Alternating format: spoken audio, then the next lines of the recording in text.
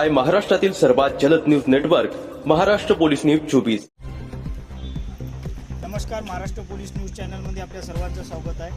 आज आम्ही गणेशवाड, सुभाषवाड व भोईपुरा परिसरातील सर्व महिला जे बेघर आहेत पुसद तालुक्यातील आज गेल्या 10 वर्षापासून जे भाड्याने राहत आहेत यांचं निवेदन व पत्र देण्यासाठी आपले पुसदचे लाडके आमदार इंद्रनील भाऊ नाईक तसेच राज्यमंत्री यांना पत्र देण्यास आलो होतो।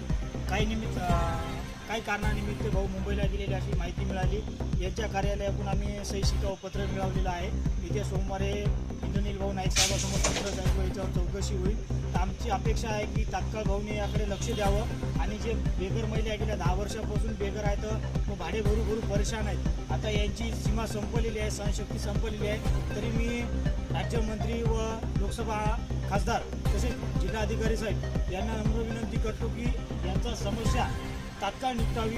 येत्या 8 दिवसामध्ये सुभाषवाड, गणेशवाड, भोईपुरा परिसरातील सर्व महिलांच्या जे घरकुलाचा निवारणाचा प्रश्न आहे यांनी तात्काळ मार्गी लावावा।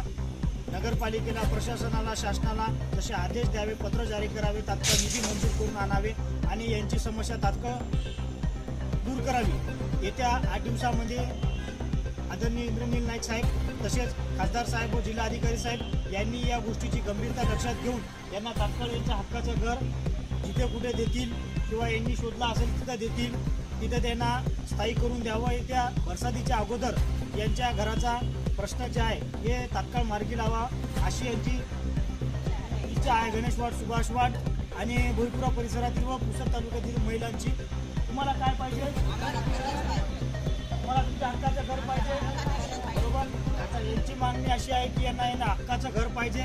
जितका विलंब होत असेल तसा शासनाने व केंद्र सरकारने याच्यात तात्काळ हस्तक्षेप करून कारवाई करावी, अन्यथा मग जेवढे दिवस हे उर्वरित भाड्यानं राहतील यांच्या खात्यामध्ये ते भाड्याचे पैसे द्यावे, बरोबर आहे? एक तर तुम्हाला हक्काचं घर पाहिजे, भाडं काय पाहिजे? तुम्हाला काय पाहिजे? महाराष्ट्र पोलीस न्यूज 24 साठी पुसद प्रतिनिधी राहुल पडघणे।